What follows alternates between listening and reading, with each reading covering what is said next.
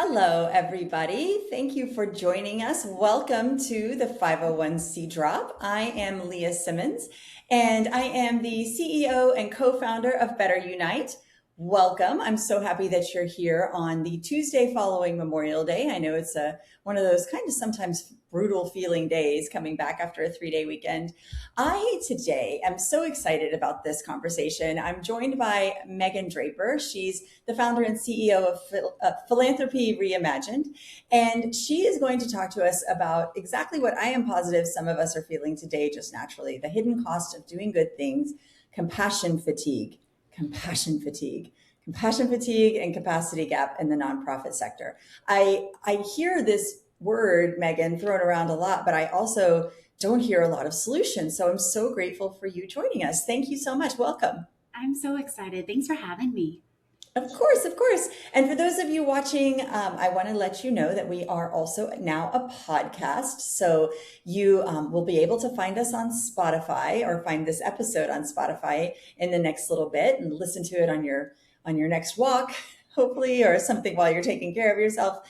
As well as the recording we will provide to everybody that is signed up on Friday, typically following our Tuesday webinars. And if you have any questions, if you're joining us live, enter those into the chat and we will try to get to those. But if we don't, we'll also have Megan follow up with you later. And if you're watching the recording, you can always email questions that you have to support@betterunite.com. And then we will make sure that Megan gets a chance to answer and respond to you. I want to give a little bit of an introduction, Megan, to you. You have a very impressive career here and a long time, over 20 years, I believe, in the nonprofit sector. So highlights of Megan's professional career include executive fundraising at the Madeira School, a private girls' day and boarding school in McLean, Virginia, and at the Medical University of South Carolina College of Pharmacy in Charleston, where Megan still lives. And aside from being a CFRE, Certified Fundraising Executive, Megan is also a member of CASE, the Council for Advancement and Support of Education, and the AFP, the Association of Fundraising Professionals, where she has also served as a board member for the AFP Low Country Board, a committee member on the AFP International Next Generation Committee, and is a member of the 2014 Charleston Regional Business Journal 40 Under 40. She was also nominated and selected as the inaugural cohort of the Advanced Leadership Program with the Medical University of South Carolina's Leadership Institute. So those were just, I didn't know that you would for sure get to all of your accolades, Megan. So I wanted to make sure and tout you for you. How about that? That's so kind. Thank you.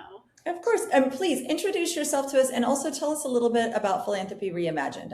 I'm so intrigued by what you're doing here. Yeah, so like you said, I have been in the nonprofit sector. I was actually calculating it. It's been about 25 years now. So I need to update all my things. But what's really funny is I got involved in college. And so when I was super little, my whole family went to a small university in South Carolina called Furman University. It's in the upstate in Greenville, and my dad played football. My parents met there, and I decided that's where I wanted to go to school, right? Like I was set on it. And I remember I was probably 8 or 9, and my mom, I said, I'm going to go to Furman. And she sat me on the counter, and I remember this. And she said, Megan, do you know what a scholarship is?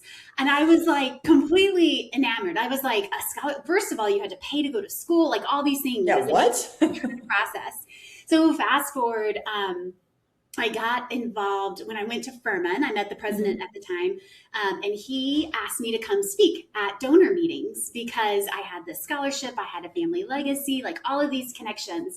And yeah, I fell in love with generosity at that moment. I was in a room with strangers, and the reality that I was there because of their generosity was something that was humbling and awe-inspiring. And it just was this moment where I was like, this is good. Like this, how do we make this happen more, right? And they shared stories about why they gave. And, I was in college, and he was asking me to come talk and eat. I was like, I am in it. And so from that forward, I fell in love. So I was probably one of the very few that graduated from college and said, like, I want to go into fundraising right now. Yeah. And everyone was like, even the VP, I had a mentoring conversation with the VP at development at Furman. And I was like, this is what I want to do. And he was like, maybe don't start there. Like, try something else first. And I was like, no, this is what I'm going to do. So it ended up going right from Furman to the Madeira School, and the rest is history. But really, like, it's just funny to see that path, because I think people fall into fundraising and nonprofits Usually, in a yeah. lot of different ways. And I feel like I was one that was like, this is what I want to do. And just have loved it ever since. But to that end, COVID happened, everything happened. And as I looked around, I just saw people burned out. Yeah. They were exhausted. You could just tell a difference in the way people were responding, interacting, especially in the nonprofit sector. And so there was a season in there where I thought, one day when I retire a long time from now, I'll start my own consulting firm and I'll help organizations create strategy and do these things. And there was just this season when I looked around and saw the burnout and the hurt, especially in women leaders, right? Interesting. Like, that was because I just kept thinking, like, our families and we hold so much, right? We hold so much emotionally inside the home and outside of the home. And I can relate to women, right? Yeah. And I just continued to see this. And I thought, if we don't do something to support these leaders, we're just going to lose out on so many good things, right? Nonprofits were literally created to do good things and to make the world a better place. And so I kept thinking, like, what does this mean? And really found an opportunity to say, like, let's step into this space. And I started just doing consulting. I wanted to walk alongside people and create strategies and help them implement strategies. Sure. And as I got to know leaders, I realized, like, I really want to help the leader. Like, there was such hurt. And so ended up getting coaching certified, all the things. And so have transitioned that into training and to where we are now, to really say, like, hey, we're all in it. Like, we've all felt compassion fatigue, I think, at some level, at some point in our careers.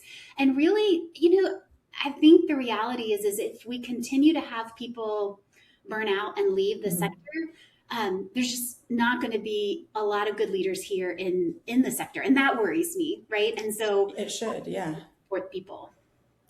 It's so, you and I were talking about this just before we became live, is that I hear this conversation a lot in the different rooms I'm in. I talk to a lot of nonprofits, but honestly, I hear it more in, the Giving Institute that we're involved in. We work with the Fundraising Effectiveness Project, honestly, also with other nonprofit services organizations, AFPs. And I hear the problem, identified quite often, but I don't hear as many solutions as I would think after, I've heard about this pretty much my entire career in nonprofits, which is not as long as yours, but I'm like at 15 years. And so I'm so grateful that there are people, leaders like you, that not just identifying the problem and raising awareness, which is important, but also now here's some steps we can take, right? Well, go ahead, please. I was going to say, I think that the reality of not having a solution is because when it presents differently in every person, Sure. I think people don't talk about it. I mean, just with anything in our life and our society, when you don't have to share a weakness, you're not going to, especially as a leader, you want to be guarded. And I just went on a women's leader retreat in Montana. It was amazing. And I sat around this huge table with 22 people who I admired and looked up to in a variety of different ways. And the whole point of that table was to have a time to share and to be vulnerable. And as you did that, walls came down, right? And you saw people for who they are. But in our sector and in professional life, that's really hard to find a very safe place to do that. It really is. I absolutely agree with that. And as I mentioned when we kind of kicked off, here we are, Memorial Day, post 3-day weekend, which, while yes, of course, it's lovely, it feels good, it's like a break, it is a break, but then you come back and it almost feels like you're punished or something like that for having taken this respite. And then we're also now looking to summer, where again, certain things tell us it should be carefree and a break and all of that. But I know for sure that our, EDs and some of our development directors who are listening, our leaders that are listening, are not looking at that sort of summer. Like they're, if anything, it's compounded by children being out of school and the, fluctuating schedules and things like that, that I know you and I can both relate to as well. So what do you hear from your clients and your leaders as we move into this season? Yeah, I think that's a great question. And, I think that's like literally the ultimate nonprofit myth and really leadership myth in general, right? Like summer is slow.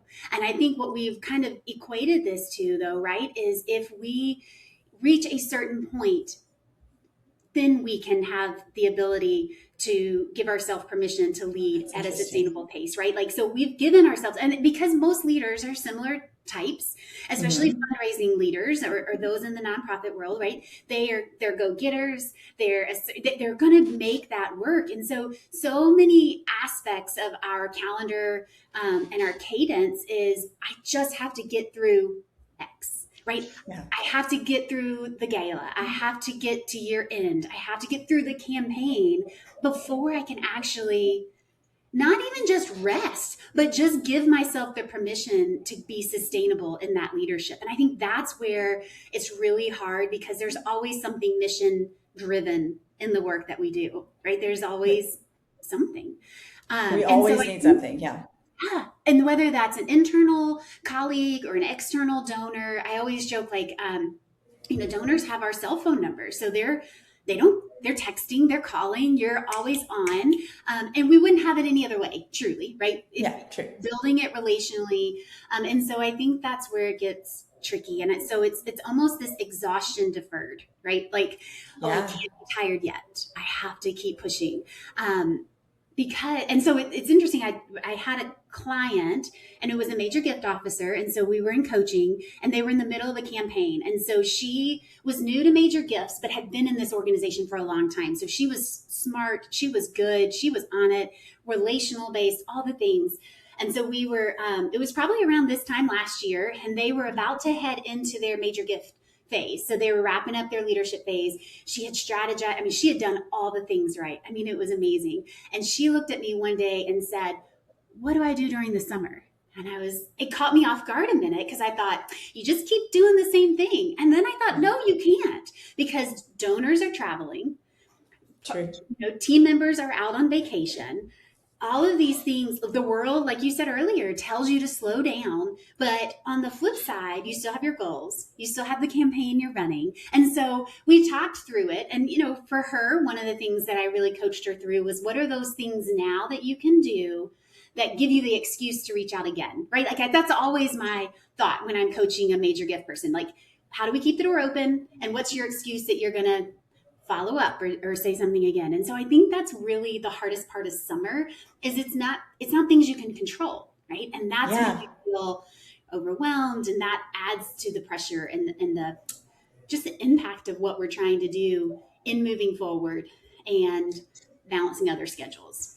It's totally true. And this is not unique to fundraising, but when a big project ends or a campaign is finished, or, summer arrives, the lack feels like anxiety a lot of times for me anyway. I don't know, maybe I'm revealing more myself, but it manifests first as anxiety, and I have to sit down and think it through, and, employ some of your tools as well. Right. And it's interesting. one of my very favorite leaders that I worked under, actually, he was an executive leader of mine. He's like, I never want your job, Megan. And I was like, I have the best job in the world. Like, I was like, this is amazing. This was when I was, a frontline fundraiser. And he said, there's never an end. There's never a time where you feel like you've been successful. Yeah. And like you said, you get to the end of that campaign, and then they go, well, what's next? Like, what's the strategy? How are you What are you working on? Exactly. And so when you don't have those answers, I think that's where that really, like you're saying, that anxiety, that overwhelm, and we're wired that way, right? Like to keep going. And so I do think that's a huge part of the strategy for compassion fatigue is, what can you control? Right? Like, what can you control, and how are you going to control it? And then how are you going to communicate it, really? And I would imagine too, then how are you also going to let go of the parts that you cannot control, which is again, being vulnerable, definitely my problem, the piece that I struggle with for sure. 1,000%. And I think that's really the hardest part, especially when you're in an executive leadership position, when you are a fundraiser and you're holding and balancing. And the one thing, so kind of talking about the capacity gap, I feel like that's where we are in the nonprofit sector. And I see that there's 4 different areas of that gap: human capacity, operational capacity, financial capacity, and relational capacity. So if you have plans and strategies for those 4 things, you're smooth sailing. The reality is nonprofit organizations don't have enough there to support that, right? So human capacity, a lot of times the clients that I work with just don't have enough people to do the work that needs to happen. Operational capacity, they don't have the processes in place. They don't have procedures. They are very reactive. They don't have a plan. The financial capacity, it's amazing the number of organizations that I work with. And I say, like, what are your fundraising priorities? And they say, we just need to raise money. More money. More money. Let's get more money. And then lastly is that relational capacity. We're human beings. And so we can only hold so much. That's where the burnout comes in. That's where the compassion fatigue, because, even when I started in nonprofits, the number of people that were supposed to be in your portfolio, it was like 250. Right? Like of a major, and you're like, how do you manage 250 relationships? And so it's a recalibration of all of these things to be able to make it sustainable, and being able to, I think what you just said, what can I control first of all? And then what can I say that's not happening now? Right now, and then be okay with that. Right. That's the second part. Well, so I know, right? And that's again, and this is why I'm so fascinated by your work as well. And I find it so necessary. But you do use the phrase cheerleader for good, which I love. I think is such a good, that just makes sense to my nonprofit brain. You know what I mean? And, but I wondered so I guess I'm backing us up. How did you really get into this part of the work? You described, what you saw during COVID, but was there a moment that you kind of assessed and said, okay, I can do something about this, or that you said, this is what's worth? I'm just curious, how did that come about? It's funny because when you hear stories of someone starting a company, right, they see a problem, they know the solution, they step into that. And that's what I did, right? I saw this burnout. My solution was to figure out how to help create plans and implement plans. That was my initial thought. What's humbling as a leader and a founder, right, is you step into it and then you realize, like, oh, there's other components to this, right? Oh, yeah. Like consulting is tricky, and especially as everything is changing in the nonprofit world, because I can come into anybody and say, here's the right plan, now do it. But if I'm not working with that leader to say, wait, what is actually something you can do about this? How do you implement that? And so that's kind of where this shift came from. I still work and do plans, but the reality is stepping into opportunities to coach and sit alongside leaders. Because I do believe that when leaders are enabled and encouraged, that's when generosity flourishes, right? Both internally and externally, because otherwise you're reactive. You're trying to come up with solutions that aren't sustainable. You're doing something that a board member is saying to do rather than what should happen, right? And so a lot of it, in my opinion, is creating plans, because then you can say, oh, look, I'm really busy the next 3 weeks doing this. Maybe next month we can look at that, right? And so I think as leaders, having that answer, like you said, one, saying we're not going to do it now, and then having a solution of it doesn't align with our vision. It's something we're not scope creep. Right? Right. And so how do we just define that? And smaller organizations in particular, which there's so many, right? For 500,000 and below leaders, they don't have people to talk to partner with, to have conversations and say, like, hey, no, that actually is unreasonable. Like Absolutely. Yeah. And so the Cheerleader for Good is actually one of my favorite titles, because I think the reality is that the people that are doing this work are good people and they want good things, right? And so that has always been like the tagline of the company, is to help them do that. But to be able to come alongside and really say, like, hey, you've got this. Because the reality is I actually said this to a client. I was like, you know what we do isn't rocket science. And she said, good. She's new to the profession. She's like, I don't want to do rocket science. I was like, me either. Right. But it's funny because I've had lots of people say, you shouldn't say that, Megan, like, because it is an intricacy of an art and a science. Like, not, Yeah. if you had my husband stand in a room and have to like engage with people, he would be like, oh no. Like, And then ask them for money. right. Exactly.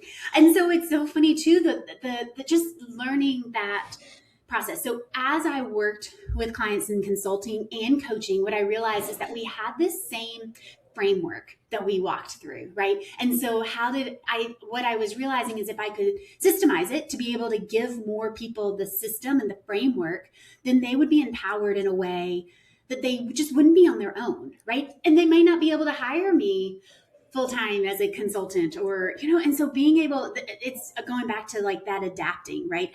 And it's really cool when you start something, you can adapt it and be okay with it and make those decisions. And so where it came from, I was going to consult, to really being this cheerleader for good, is that I found ways to serve people and what I was passionate about. And I'm passionate about people and helping people, and these missions that people are leading across. Like, if we didn't have that, our world would hurt.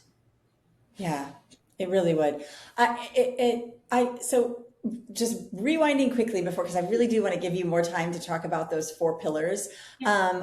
I'm curious how you coach your clients to identifying what's happening. Like, as I said, my end of a project feels a lot like anxiety, and at this point I can sort of identify it, and I have a lot of mindfulness practices, and I can sort of handle it sort of, but nobody does it perfectly. This is a practice, and I'm still working on it because I'm a person.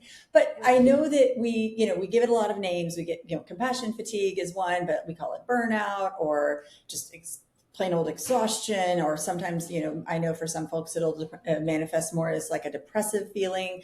How do you help your clients in identifying what's going on? Like, and I would be curious too, because I can only imagine sitting in a room with you when you're kind of trying to break the news to somebody that, like, okay, I hear you, I'm here to help you fundraise, but what I actually need to help you with right now is your compassion fatigue. I can only imagine that you've gotten a variety of responses to that. So anyway, tell us about that.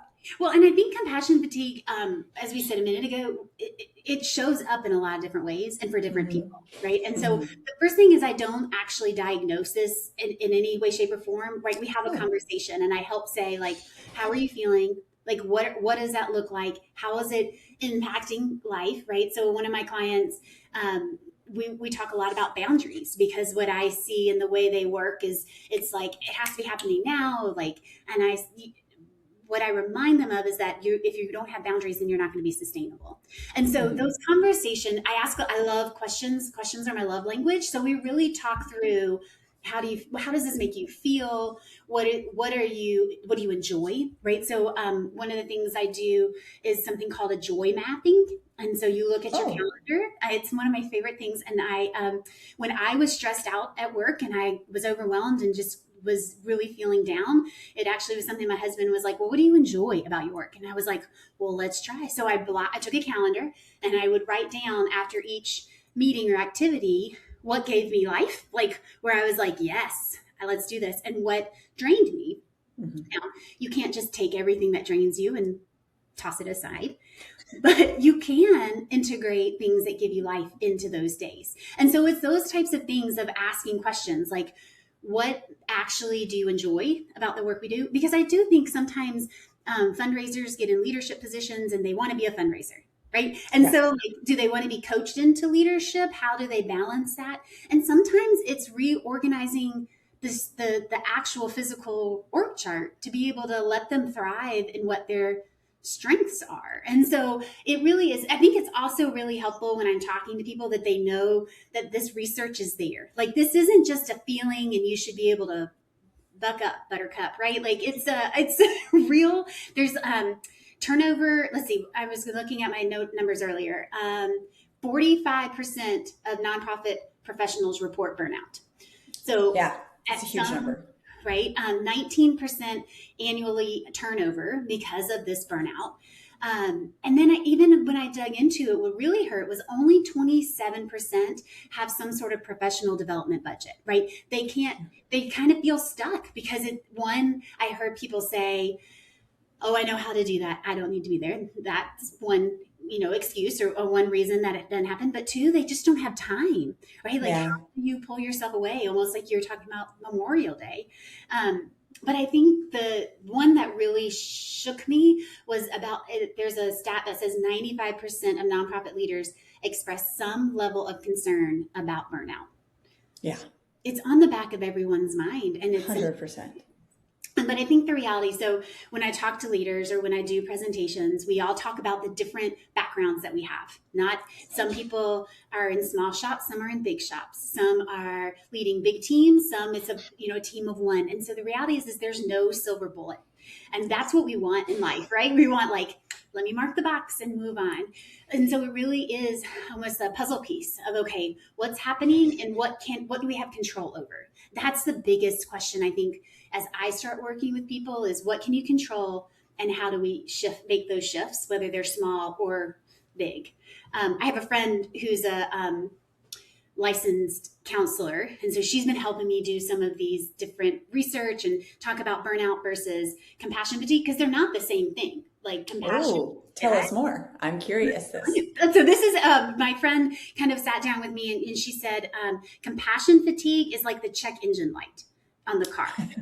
And burnout is being broken by the side of the I'm already gone. That makes sense. And so compassion fatigue is really, it's emotional, it can be mental, it can be physical, like it shows up in a lot of different ways for people, but it develops when your caring continues without any sort of replenishment.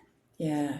And it truly is like if you Google all the medical things on compassion fatigue, it's literally called the cost of caring. You care so deeply that you just don't have anything else to give. And then burnout, of course, is that's where you're just done. You can't do anymore. A lot of times that's when people are leaving the sector. But it's this, as we talk through it and when I talk about with clients in coaching or present, the invitation is for you to look and see what those signs are. What is that engine light that's going on in your life that you can say, this isn't how I usually respond.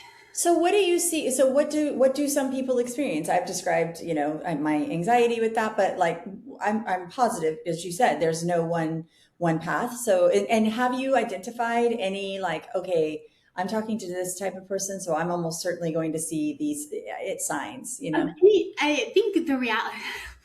That's a really good question. A lot of times you kind of know walking into it because they've already, we've done it. They've shared stories. They need help. There are all of these different things. But especially for fundraisers, you're dreading the donor calls that you used to enjoy. Oh, yeah. You're like, I have to pick up that phone. Or you're feeling just really disconnected from the mission. And, when I started right out of college, I remember a gentleman told me he was high up. He'd been in fundraising for years. And he was like, if you care about the mission, that's your number one step. Like you can do anything, but don't go into an organization where you don't care about the mission and try to raise money. It's not going to work for you, right? Yeah. You have to have that connection. And that's why compassion fatigue is so real, right? You care about the mission. You have that connection and that empathy. And so one of the things that we'll talk about in a little bit is how you can have empathy, but not have to carry it. And yeah. So as I was doing all this research, this was probably 8 months ago, I walked down to my husband. I was like, I carry empathy. Like, he's like, yes, you do. Like, why? And I was like, I didn't realize I carry it. And then I want to solve it. And then I make it mine. And that's a really big one, especially for leaders in the nonprofit sector who care about this mission, that you don't have to carry it all. You can hold it and you can care, but you don't have to make it yours. And that's really hard. So again, donor calls, feeling disconnected from that mission, losing motivation. And I think too, when you get to the point of should I leave the sector? Am I done here? And one of the biggest red flags that I see kind of early on even is when leaders start saying should. Well, that donor should give. That Oh, donor interesting. should be coming, right? Because the reality is fundraising is so personal. It's so relational. You're not going to make anybody do anything, which is why all of this happens, right? Because we're so like want to get them involved and we want to meet our goals and we're type A in that possibly like, but then you're like, this is still relational and we're not to make a gift that's actually impactful. You have to lean into those emotions of the donor and figure out what they want, not what they should do in the Should. yeah. Yeah. Wow, that is a really interesting that I would not have seen coming. That's the word that you start. That's when you should maybe be concerned. Yeah. And I think it's just it's one of the starters, right? Like, Yeah. because it's like, oh, I'm so frustrated. They should give more than that. Hmm. And it's just a realignment. It's a refocus, a switch in your mindset, right? And part of it is taking a step back. Part Yeah. of it is, I need to do the things that give me joy for a second and then step back into this and being able to balance that.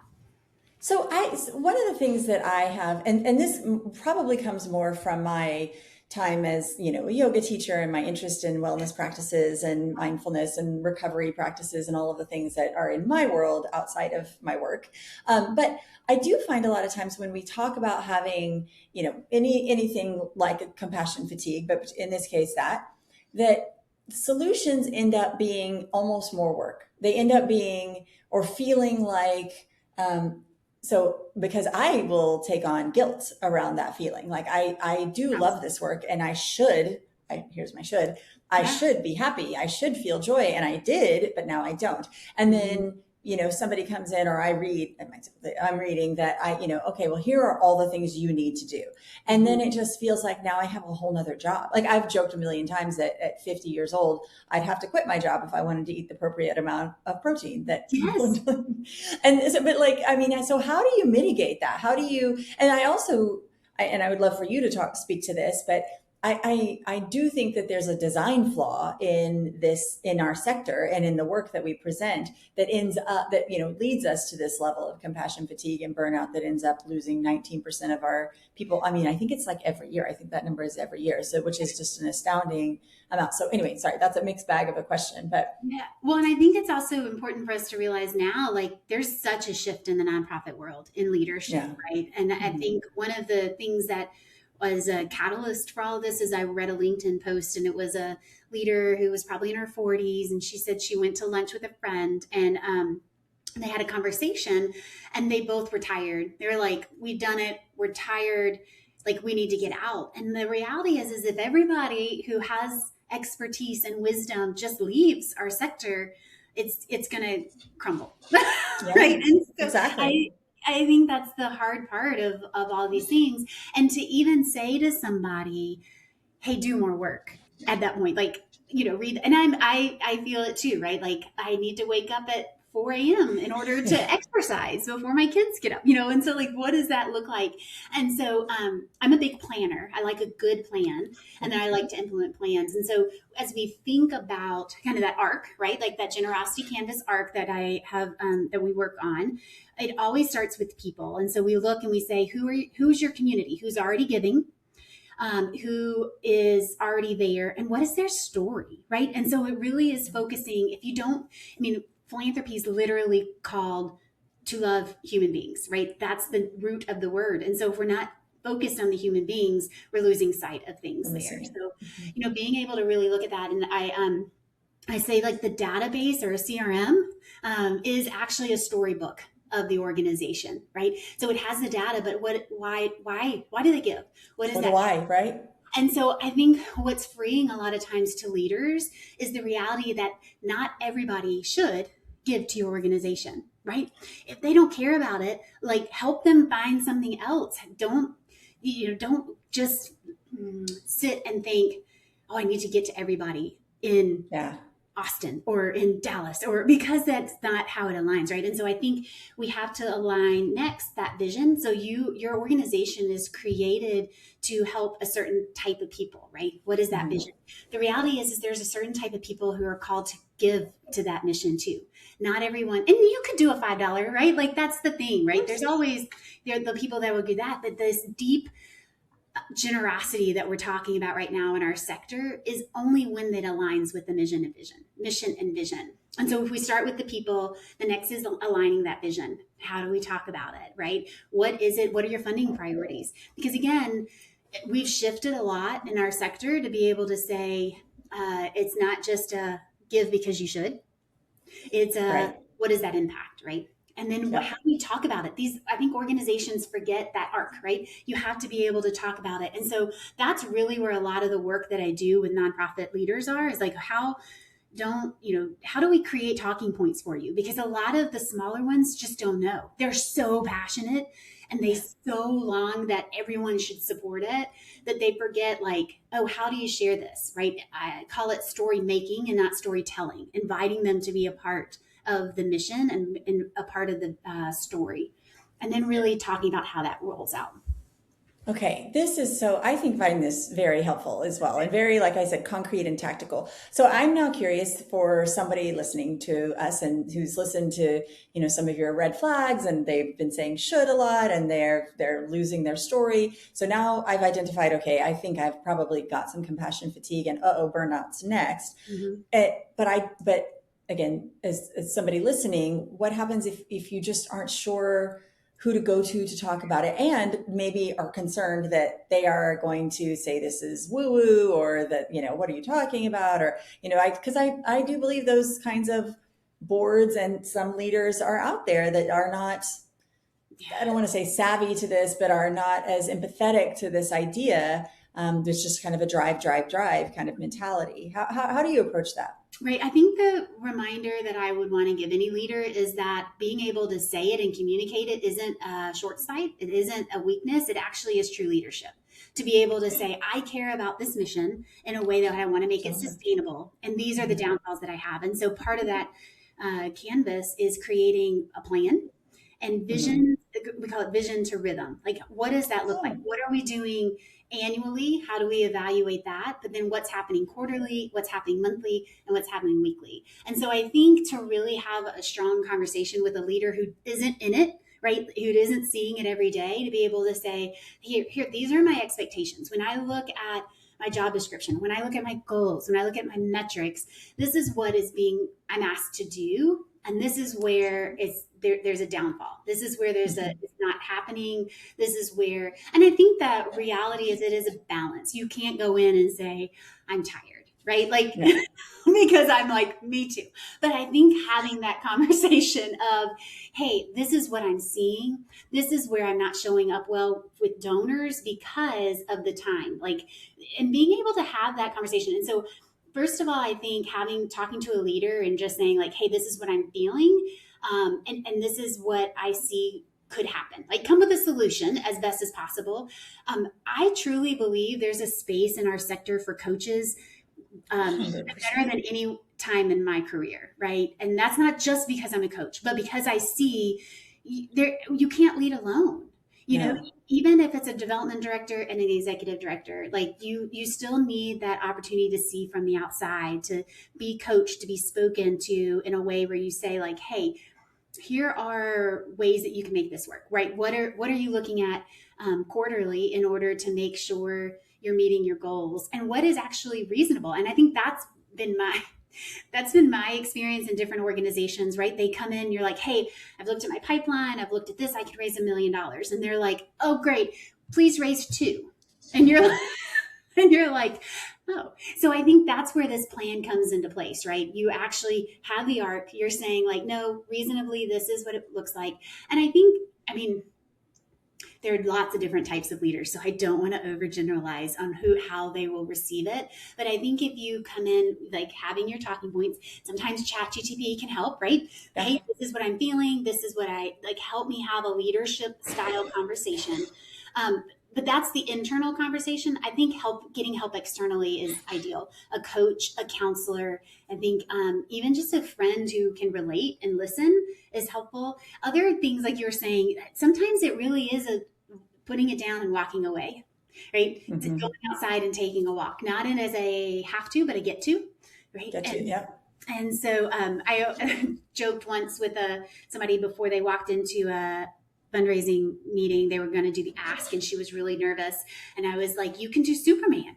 Like, you stand up and you put your arms out, and like that gives you confidence, and it opens up and gives you the airway. And so even little things like that before you go into conversations, standing tall, deep breaths. I did a presentation once on this, and I joked, like, all those things they told you to do in kindergarten, like that's what we should be doing. Getting good sleep and eating healthy and regular exercise. Good breakfast. Right? Yeah. Active relaxation. Kind of to your point, though, it's always tough when you're like, I have to add another thing to my day. Like, how does that work? But I do think what I'm hearing you say, though, is you're less prescriptive around, okay, now go take care of yourself. You're prescriptive around, here's how we can impact your workload and change what you're doing functionally in your job so that maybe you can, free up and do whatever else it is that you want to do. So I really do love that. So listening to you talk about all of this too, I wonder about maybe there's an executive director, or I've been thinking about board members. Now I myself am a board member, and how can a board member show up and maybe either identify when somebody has this level of fatigue, or ideally, right, as a sector, we're preemptive about this, that we're, kind of trying to give our frontline fundraisers and everybody else a language for this feeling, and for and then we ideally eventually shift the workload. But how could a board member impact this right now? I love this question. And I think the reality is, again, setting these rhythms and making sure board members as leaders understand their role, one, as a board member, but two, as the opportunity to speak into the team, not in a, this is what you should do, managerial way, right? But in a, hey, how are you taking care of yourself? What are things that I could do that maybe would allow you to have a little more flexibility? I love that question. Is there a donor that I could help talk to, open a door with, right? And I think the reality is these rhythms that I keep talking about, right? We have a vision, and how do we, and confession, when I first started building out this training, it was actually called Vision to Strategy. And I thought, oh, we got to have a strategy and you got to implement this plan. And all of a sudden it just hit me that the reality is it's a rhythm. Like, if it doesn't happen today, 95% it's okay. Right? Like, it can happen tomorrow, but we do need to know what those rhythms are so that we don't miss opportunities, so that we're staying on track. And so those rhythms include, like I said, you're going to visualize annually, you're going to track quarterly, you're going to reevaluate monthly to say, like, hey, do I need to change? We're not on track. And then I believe that each week finding something to celebrate. And so as a board member, being able to kind of just check in and say, like, hey, it's kind of like we call it a rose and a thorn in our family. We sit down, we say, what was the rose of your day? What was the thorn of your day, right? I think if there is someone who leads in a way on a board that is empathetic, that understands the work that we do, and is able and willing to just say, like, hey, I just want to check in with you. Like, what is it? Where are you? How do we adapt things? And really, I've seen really good board members do this, right? And they come alongside the executive director. They say, hey, let's take a sabbatical, which is, very one direction, right? But even just, what can we do? How can I help? Yeah. Can we get interns, right? And so I think the reality is understanding what we can control, and then doing what we can to make that happen. And it's the same thing with a board member. And it brings me joy to know that there are those types of board members out there, right? Who care about the mission and know their role, and are willing to just say, and I think even having a board member say, like, hey, I don't know what to do in this situation. I want to support you. Like, being vulnerable enough and open-handed would be an ideal, wouldn't it? Like, 100%. And just to have because I do think that board members come in like gangbusters, gung-ho, very excited about the mission, but then that does, eclipse sometimes the actual humans and what they're doing. And we end up with these, unrealistic metrics sometimes, but even if they are realistic, that's the only thing that we're focusing on, as opposed to the real health of the organization also encompasses the health of the humans that are a part of the organization on the services side as well. Right. So then I like just given our compassionate natures and given the type of person that is called to this type of work, and I do think I could speak to a lot of women also broadly, and certainly moms, there is like a almost reward sometimes to the martyrdom piece. And so I'm asking this question to give you space to speak to your pillars, because, or those four components, because I want to give you some time to like really talk through that piece. But, because to me, that's how we shift the culture. So anyway, go ahead and speak to that. Right. And I think the reality is that capacity gap is real, and people call it different things, right? But that's just what I kind of realized as I looked through this of where are we short-sighted in our sector, right? We have a mission typically of like, this is what I'm doing day to day. But then what does that look like in motion? And so again, when we think about these different gaps, part of it is the human capacity, right? So the teams spend more time managing chaos than cultivating impact. And that's usually because there's not some sort of goals, metrics, like especially smaller organizations, right? Structure. Again, what are you raising money for? I don't know. Like, how do you communicate it? I don't know. So like, because there's not enough people a lot of times. Time and yeah. And then operationally, I think you could probably speak towards this much better than I can in terms of systems, CRMs, right? Mm-hmm. Right. What does that look like to manage it, to keep it clean? And then how do you leverage it? I mean, a lot of times just every day, my sales team and account managers are talking to folks who have a system, I mean, literally at their fingertips, and are not really using it, or certainly aren't using it to its fullest capacity to lessen the time and the workload on the people that are involved. And a lot of times these all intersect, 100%. right? Because they're not utilizing the database, the CRM, whether it's Better Unite or whatever they're using, right, to its fullest capacity, because they don't have enough people to stop and to do it, right? Or set it up and do the integrations, and 100%. And so like, that's the operational side of it. So it's everything from what do we do and how we're going to do it, right? And like, how do we enter a gift? How do we enter data, contacts, all of that, right? And so then you get to a point and you're 10 years down the road and it's scattered everywhere, and and so that's part of this, and a lot of times it is smaller organizations, right? Sure. Like, and then the financial capacity, like I said earlier, people are really having a hard time defining what they're raising money for in a way. In today's when I worked with Furman on a couple of things, which is where I went to school, and we joked that my dad, who went there, gives to Furman because he should. Right? He's like, oh, I graduated. Here's right. And then this is what I do. Right. It's kind of been the expectation. And then like our generation, you come in and you're like, okay, well, what is the impact and what do I align with? And I want to give to a certain club or effort or yeah. And then our children's generation is going to come up and they're going to be completely different. And so, right, to be able to communicate that across the board, right, to be able to show that impact, but first, you have to define actually how much you need, right? Like, what are your programs? What does that look like? And I'm not a CPA. I'm not that, but it is something where we can say, well, how much does it cost to do this, right? And building out a budget in a way that's impactful, where you can define those philanthropic priorities, right? By doing this, you do this, helping create that narrative of how you're going to share. And again, the story making, not storytelling. I think also the other thing that I'm seeing here is that so many organizations say, I need $10 million, or, and you're like, why?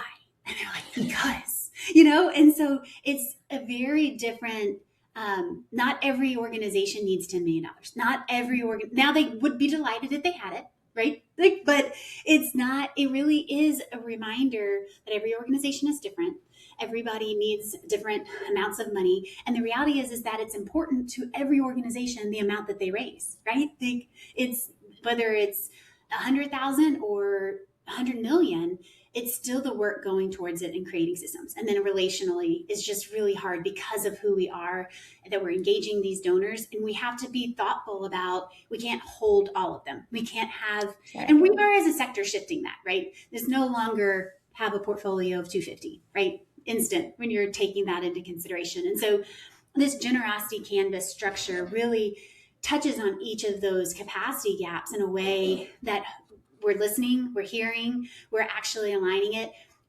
We're creating a structure, and we do a brain dump, right? So we say, like, tell me everything that we need to know about the organization time-wise. And we just put it down on paper.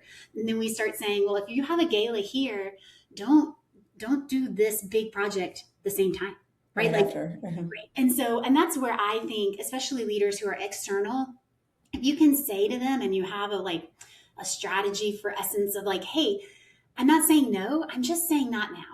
I'm not saying that's a bad idea. I'm saying, let's put the data with it, right? And so being able to give empowering leaders is what this is all about, right? When you have a compassion fatigue, it's because you feel out of control. It's because you're holding all of the emotions and you feel like it's all on you.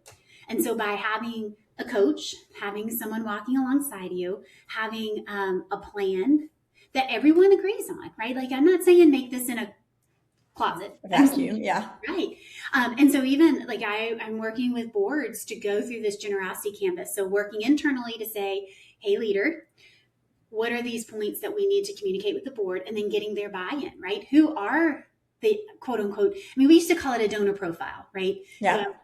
Back in the day, right? So who's your community? Who's your philanthropic community that we really should be looking at? And then how are we aligning the vision? And it is interesting where some organizations have really strong missions, but they can't define that vision, right? A mission is what you're doing now. The vision is how the world is going to be a better place 100 years from now. And so putting that into language and creating a narrative is hard when you don't have all the pieces in place. And so even sometimes it's helpful just to know you don't have all the pieces, right? Like, name it. Yeah. Yeah. I'm trying to put a puzzle together and I'm missing two pieces. Well, that's because it was lost, right? It was whatever. And so I think that's a huge part of all of this is being able to name it, see it.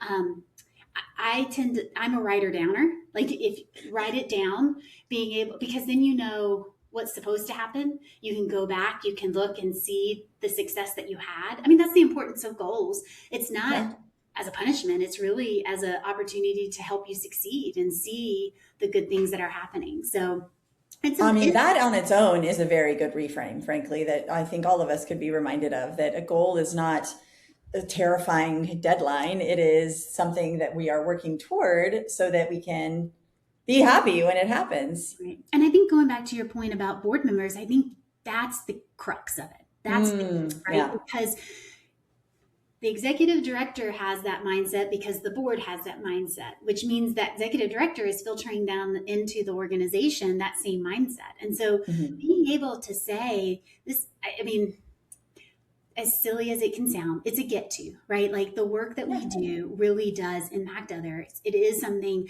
And I think that was when I first started this. I was like, we've forgotten that this can be fun.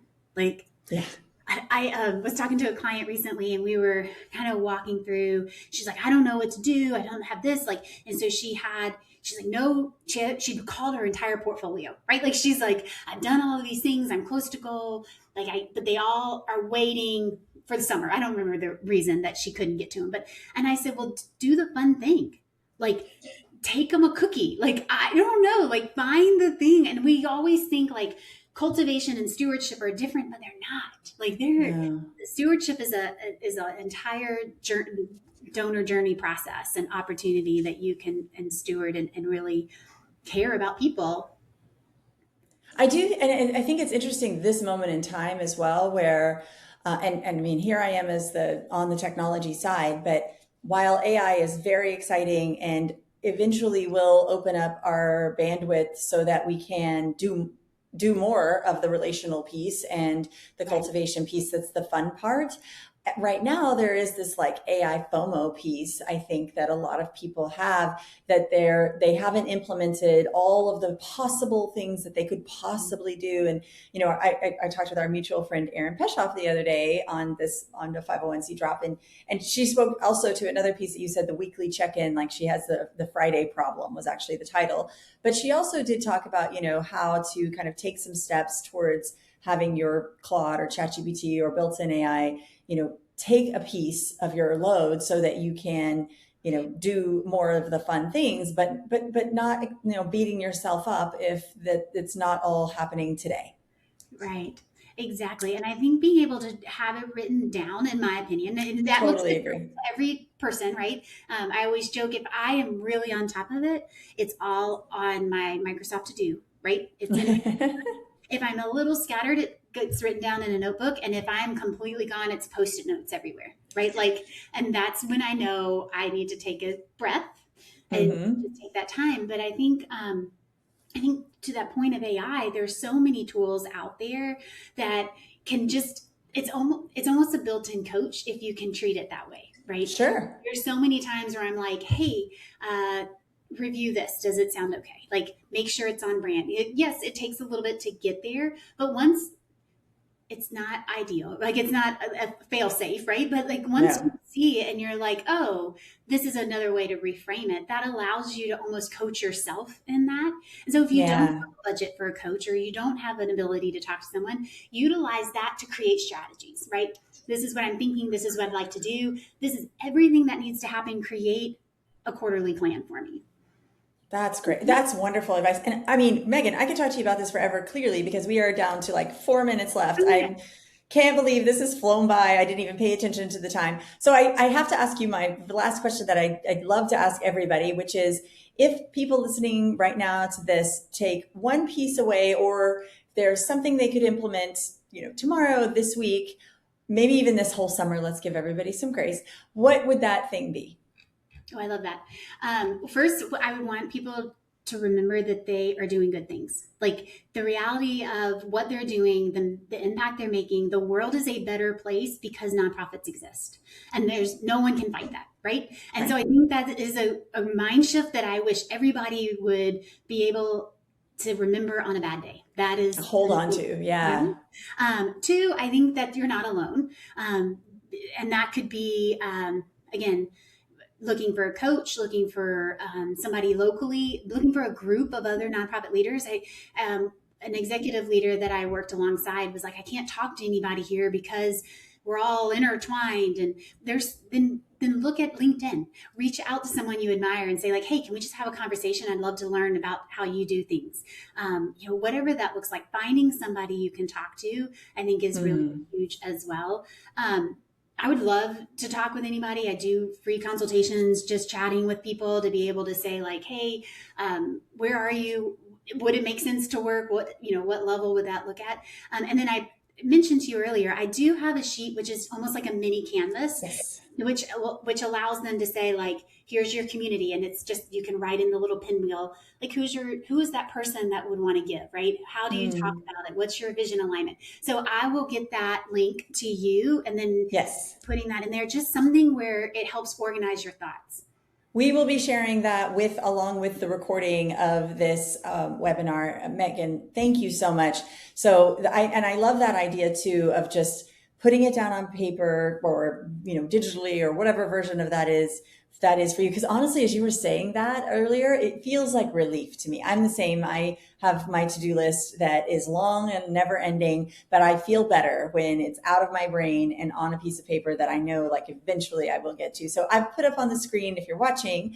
If you do have questions for Megan or would like to engage her services, Megan at phil-re.com. And also, please, if you are interested and you are not seeing this and need to remember something easier, support at betterunite.com. We can connect you for sure to Megan at any time. Megan, thank you so much for this conversation. This was just wonderful. And I believe will be very helpful to folks that are listening. Well, I'm grateful to be here, but I just thank you for what you're doing and being a resource to Of course. leaders. This is great. I love it. Well, join us. So as we say all the time, we do our 501c drops every Tuesday at 1:30 Central. So next week, we will be joined by Stephen Shattuck of the Capital Campaign Pro, and he's going to talk about some new research, actually, that he's putting out, the 2026 State of Capital Campaign. So we're going to take a hard left turn shift from talking about taking care of yourself to some of the data that's in our sector. But I'm very excited about this. Like I said, Tuesday, June 2nd. And if you're watching this, you can scan to register. You can also, of course, email support@betterunite.com. And if you have questions about Better Unite and have no idea what we were talking about when we were talking about Better Unite, let us show you around. Scan that QR code that I'm now showing, or again, support@betterunite.com. Email us. We would love to show you a CRM, a holistic solution that hopefully can lighten the load for our nonprofits. Megan, again, thank you so much. I truly appreciate you and your time today. Yeah, thank you. Have a great one. Of course. You too. And thank you for everybody. Thank you to everybody that has joined us. Everybody have a wonderful day, and let's all go do some good. Bye-bye.